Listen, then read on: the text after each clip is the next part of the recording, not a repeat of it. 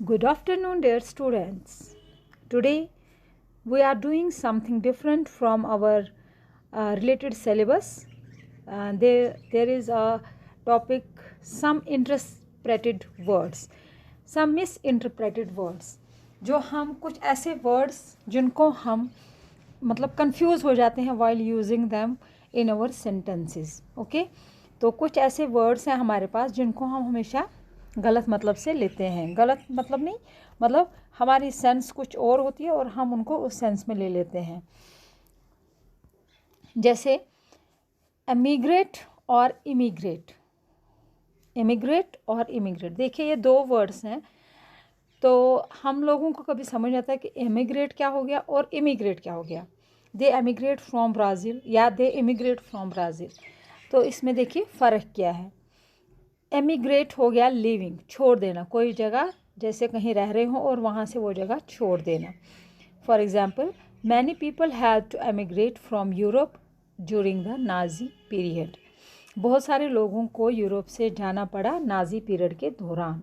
ठीक है, तो ये हो गया एमिग्रेट. अब इमिग्रेट क्या हो गया? कमिंग, आना. He immigrated to Brazil in search of a better life. जैसे हम बोलते हैं इमिग्रेटरी बर्ड्स बोलते हैं हम. तो इसी तरह जैसे कोई बर्ड्स आते हैं बाहर से, उनको हम इमिग्रेटरी बर्ड्स बोलते हैं. इसी तरह ही इमिग्रेटेड टू ब्राज़ील, वो बाय ब्राज़ील आ गया इन search of a better life, अच्छी ज़िंदगी की तलाश में वो ब्राज़ील आ गया.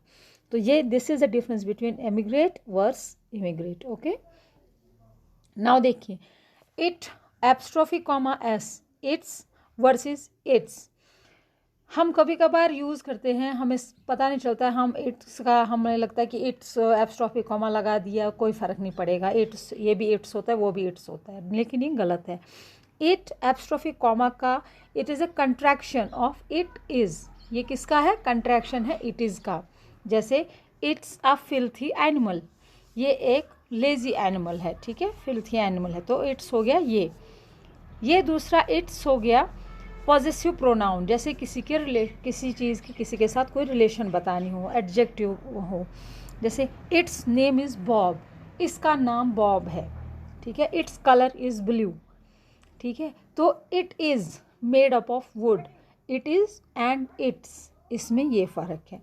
ठीक है, इसके बाद compliment vs compliment. Compliment and admiring remark. देखिए, आपको हम लोग कम्प्लीमेंट लिखते हैं और फिर कम्प्लीमेंट लिख देते हैं, हमें ये नहीं होता आई और E. There is a lot of difference between these two words. One compliment is किसी को कम्प्लीमेंट देना, कि एडमायर करना, किसी की तारीफ़ करना. जैसे I complimented my girlfriend about her makeup. मैंने अपनी दोस्त को उसकी मेकअप के लिए कम्प्लीमेंट किया कि आपका मेकअप बहुत ही अच्छा है. दूसरा कम्प्लीमेंट हो गया एक दूसरे के साथ मतलब जो सजे, जोड़ी बनाए, गोज़ वेल टुगेदर, जो इकट्ठे चलें, दैट इज़ कम्प्लीमेंट. जैसे the sauce compliments the steak. Sauce जो है वो स्टीक के साथ अच्छा लगता है. स्टीक हो गया रोस्टेड मीट. ओके, तो रोस्टेड मीट के साथ या रोस्टेड वेजिटेबल और रोस्टेड एग, मतलब जो भी बॉयल्ड थिंग जो भी होगी उसको हम स्टीक बोलते हैं. तो that the sauce compliments the steak. Sauce जो है वो स्टीक के साथ बहुत अच्छा लगता है. किसी के साथ कोई, जैसे the cup is complement with saucer. ठीक है, the cup complements the saucer. इसी तरह से हो गया एक कम्प्लीमेंट वर्स कम्प्लीमेंट, दो का difference. Now accept versus accept.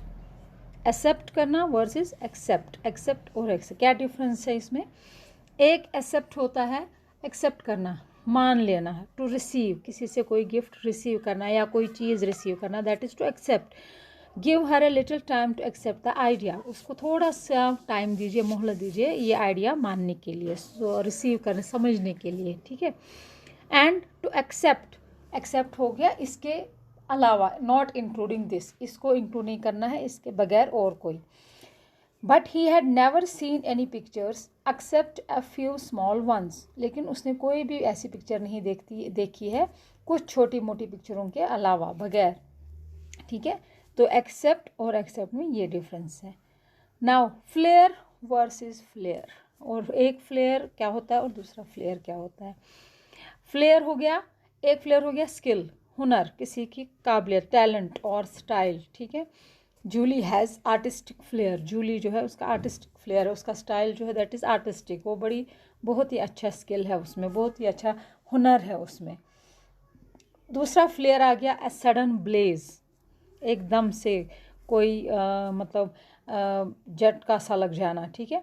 जैसे the flare from the lighter scared the small child as the flame illuminated her face, जैसे लाइटर से जैसे आग निकलती है ना एकदम से जंप करके, तो उसको हम ब्लेज बोलते हैं, अचानक सा जंप करना। तो बच्चा जो है उससे डर गया उस लाइटर की आग से, जब उसके सामने उसको जलाया गया लाइटर को, तो वो उसकी आग की लपटों से जल गया, क्योंकि उसकी आग की लपटें जो हैं वो उसके फेस के सामने हो रही थी, ठीक है।